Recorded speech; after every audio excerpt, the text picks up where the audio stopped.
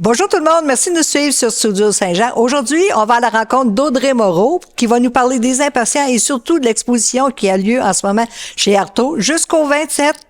Alors, si vous voulez en savoir plus, suivez-nous. Ici Louis Lemieux, votre fier député de Saint-Jean à l'Assemblée nationale du Québec. La chaîne que vous regardez en ce moment sur YouTube ou sur Facebook, c'est Studio Saint-Jean, la chaîne télé de votre député au service de la communauté. Avec entre autres Luc Archambault et Lucie Crevier qui vous présentent des entrevues régulièrement de toutes sortes. Les sports, la communauté, les organismes, les personnalités et bien sûr le monde des affaires. Bref, depuis 6 ans, Studio Saint-Jean nous aide, j'espère, à mieux communiquer et à mieux travailler ensemble. Bonne écoute. Bonjour Audrey Moreau. Bonjour. Artiste, animatrice, responsable des ateliers chez Les Impatients. Oui. Dis-moi, c'est quoi au juste Les Impatients? Les Impatients ont un organisme à but sans lucratif qui existe depuis plus de 30 ans, qui a commencé à Montréal, puis dans une galerie d'art, en fait, carrément, de la fondatrice, Madame Palardy. Puis c'était pour combler une sorte de manque au niveau des personnes qui souffrent de problèmes de santé mentale, de pouvoir s'exprimer par l'art. Donc, c'est comme ça que ça a commencé.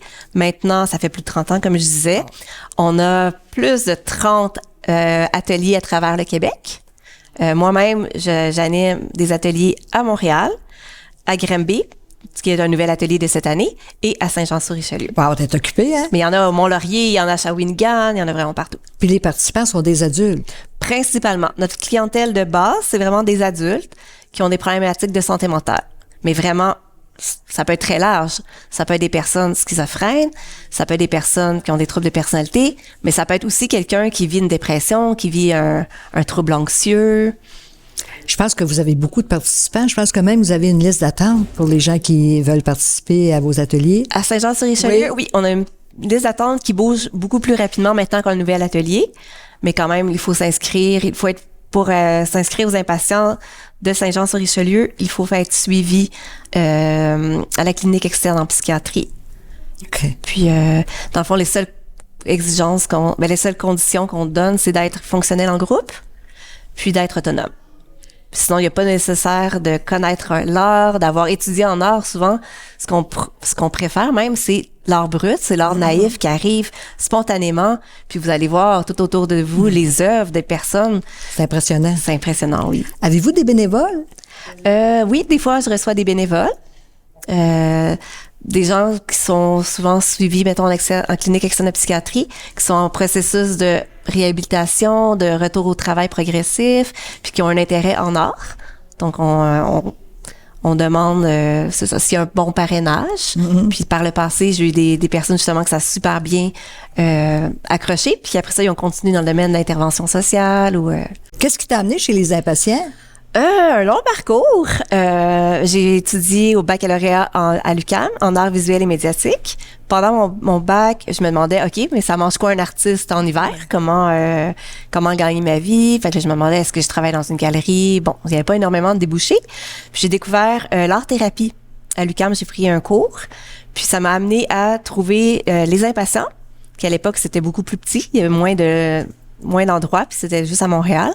Puis j'ai fait un stage être bénévole aux Impatients pendant quelques mois. Puis j'avais toujours ça en tête. Puis après ça, ma vie m'a amenée ailleurs.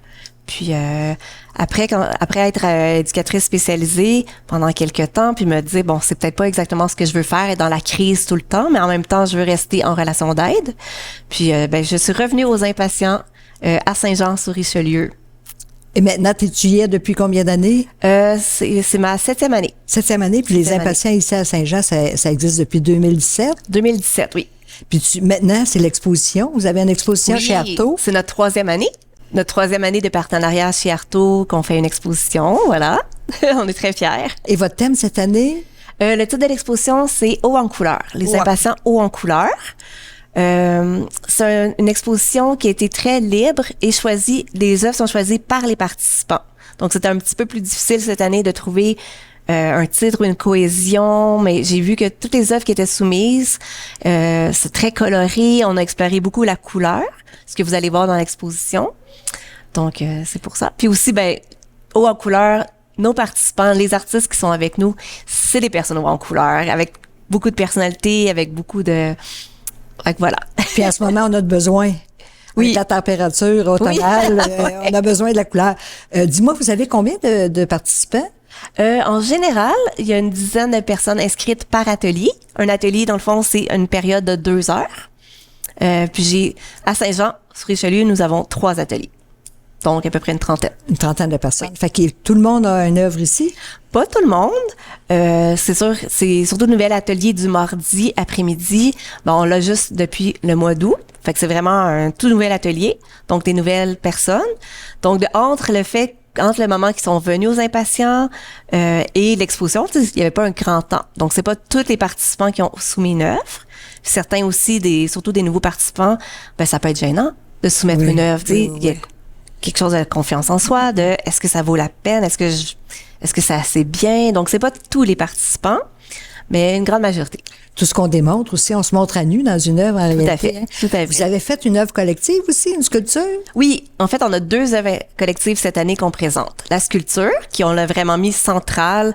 Lorsque vous allez venir à la galerie, c'est vraiment une première chose que vous voyez. Oui, c'est impressionnant. Oui, elle mesure 6 pieds. Wow. Les ailes sont déployées 5 pieds 5. Moi, je suis encore vieille école, je suis encore en pied. Sur le cartel d'exposition, vous allez voir en mètres. Oui, donc c'est une œuvre collective. Presque tout le monde a participé à un moment ou l'autre de la réalisation. C'est une œuvre aussi qui regroupe des anciennes sculptures qui ont été faites, des anciens projets, dans le fond, qui ont été un peu abandonnés. Donc, on essaie de rapatrier tout ça puis tout remodeler. Puis c'est totalement... moi, je suis arrivée avec une proposition de créer une sculpture, un personnage debout. J'avais l'idée d'amener des ailes aussi. Tout le reste, ça vient des participants. Quelqu'un a dit, ça serait le fun, on a plein de têtes qui traînent, on pourrait les incorporer. Donc, quelqu'un a dit, ça pourrait faire un totem. Donc, de fil en aiguille, on a créé Icar Rapaillé. Puis, ton autre œuvre collective? Oui, ça, vous allez le voir à l'entrée de la galerie. On le voit même de l'extérieur dans la vitrine. C'est le jardin des méduses aériennes. Donc, c'est des petites sculptures très légères qui captent la lumière, qui captent aussi les mouvements. C'est des sculptures en broche à poule. Recouvert de fils, donc ça danse dans la lumière, ça danse avec les gens qui vont circuler. Donc c'est une installation collective où beaucoup de personnes ont participé. En fait, on a 12 méduses. C'est merveilleux, c'est invitant aussi quand on voit ça là. Puis surtout avec le peu de lumière qu'on a en ce moment, c'est assez extraordinaire. Ils sont très colorés aussi. Oui, dis-moi au 5 à 7, est-ce que tout le monde participe de tes étudiants? Tout le monde, tous les participants sont invités. Certains vont venir avec leur famille, leurs amis, certains même avec leurs aidants naturels. Fait que tout le monde sont invités. Est-ce que tout le monde va venir? Non, comme à chaque année, certains ne peuvent pas se déplacer, surtout s'ils vivent en résidence puis ils n'ont pas nécessairement accès à un transport facile. Et pour d'autres aussi, c'est l'anxiété sociale qui va les freiner. C'est un gros événement, il va y avoir beaucoup de gens, ça va être bruyant, donc c'est pas accessible nécessairement à tout le monde. Par contre, on va venir en atelier, donc 3 fois. Avec chacun de mes groupes, on va venir visiter leur exposition, prendre toute la période, donc les 2 heures, se promener, regarder leurs œuvres, l'œuvre des autres personnes aussi qui connaissent pas, puis on va créer sur place. C'est la 2e année que je propose ça. Ça a été super bien reçu l'année passée. Ils ont adoré. Donc, voir l'exposition seul, en fait, il va y avoir juste notre groupe. Donc, c'est beaucoup moins anxiogène pour eux. Dans la belle lumière. Oui, puis les œuvres montées, encadrées aussi. Oui, ça, c'est vraiment surtout quand c'est la première fois que tu vis ça, d'avoir ton œuvre, que tu te dis, mais je l'ai faite en 2 minutes, ou, tu sais, je pensais pas que ça avait une valeur artistique ou esthétique. L'impact. Mais la voir encadrée sur le mur avec le petit cartel, toute professionnelle. À chaque fois, j'ai des wow, tu sais, j'ai des super belles réactions. Donc, oui, les voir, ça va être vraiment le fun pour eux. Est-ce qu'on peut acheter les œuvres?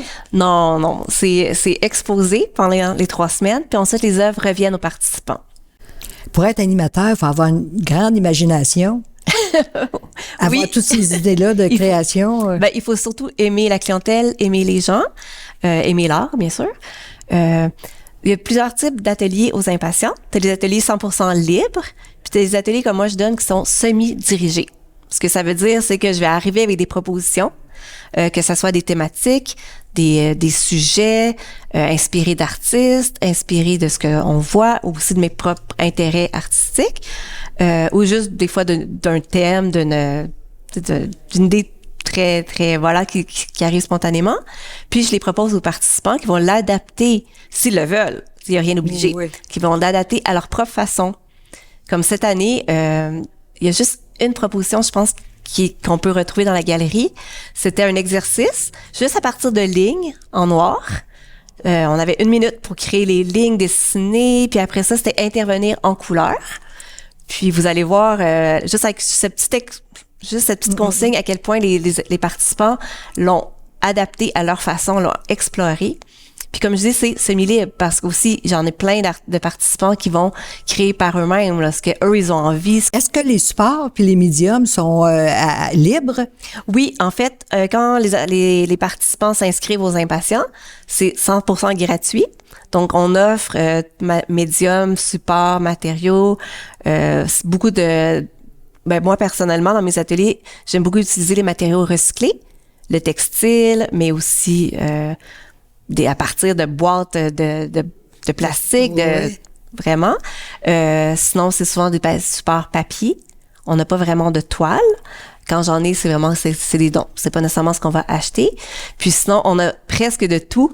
On a pastel sec, pastel gras. Je vais pas tout les nommer. Oui. La seule chose qu'on n'utilise pas, c'est l'huile. La peinture à l'huile.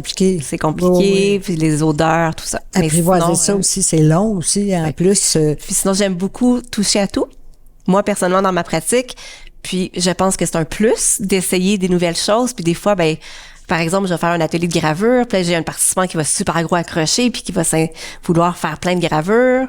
Fait que j'aime ça vraiment, qu'ils puissent explorer plein de médiums différents. Est-ce qu'on peut vous faire des dons en argent? Aux Impatients? Ben oui, c'est sûr. On a un organisme sans but lucratif, donc on fonctionne principalement avec des donataires. Il faut se rendre sur le site Internet ou appeler directement pour savoir comment ça fonctionne.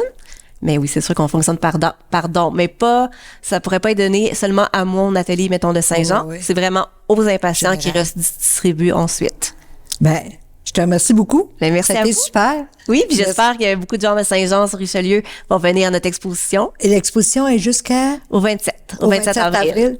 Ben, merci beaucoup. Ben, merci beaucoup, Lucie. Puis j'invite tout le monde à venir voir l'exposition qui se déroule jusqu'au 27 avril ici chez Artaud. Vous allez voir, c'est merveilleux, puis ça va vous donner du regain puis du pep dans le soulier. Merci ici, Lucie Crevier pour Studio Saint-Jean. À la prochaine.